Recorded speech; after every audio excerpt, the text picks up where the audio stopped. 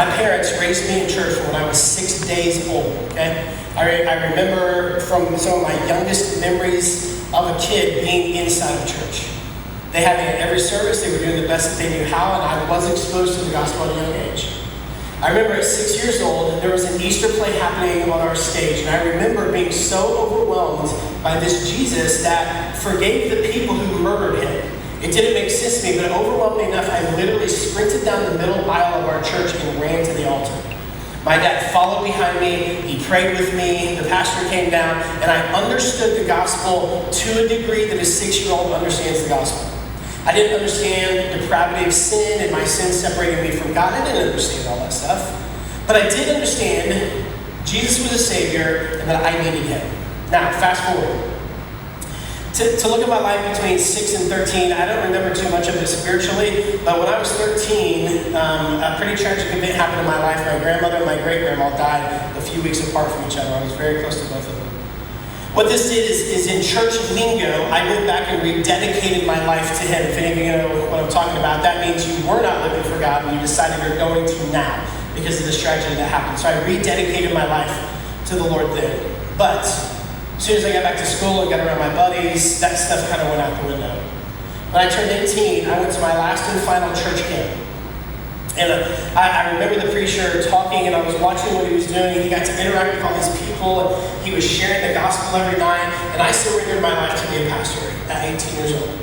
And I came back from that camp, and I told my parents I'm going to be a pastor. And I started telling my friends, and they started laughing at me and saying what an idiot I was. And I agreed with them. I was like, you're right, that was really stupid. I don't know what I was thinking.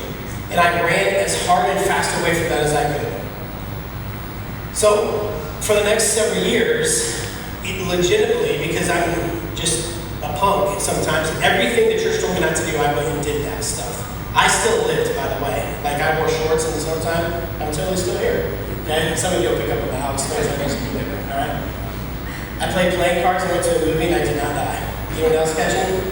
Okay. So, anyways, then I went way further than that. All right? Now, my wife, God brings her into my life, and I see that there's something different about her. And so he starts this process of getting my attention to say, Mike, this is not what I had planned for you. This is not what I intended for you. You need to pay attention to the mission I have for your life. Now, I still continued in my rebellion at that point, but then my wife and I, we got married. And so we got back into the church where I grew up in, and I realized through the legalism and all that, I did not want to be there. So we left and we went to another church in town. We went on a Wednesday night, and this pastor was talking about grace. And I had heard that word before in my church, but I had no idea what the world meant.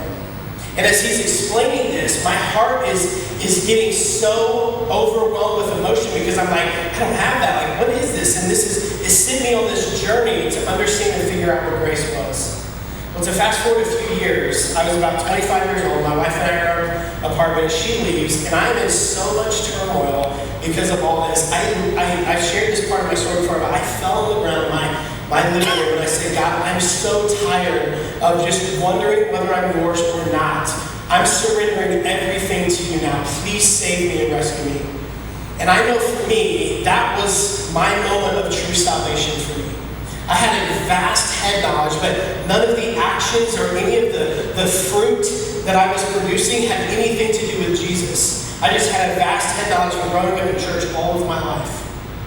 But then when it came to the real world and meeting these things head on, I was in so much turmoil. I was looking and searching for all of the hope in all of the wrong places, and Jesus was it the whole entire time.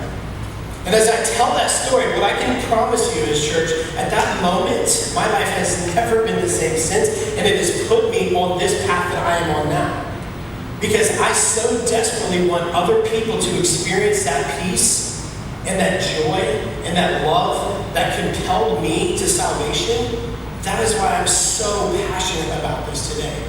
Because once I experienced it, I thought, how in the world can I keep this from anybody else? And you should ask yourself the same question.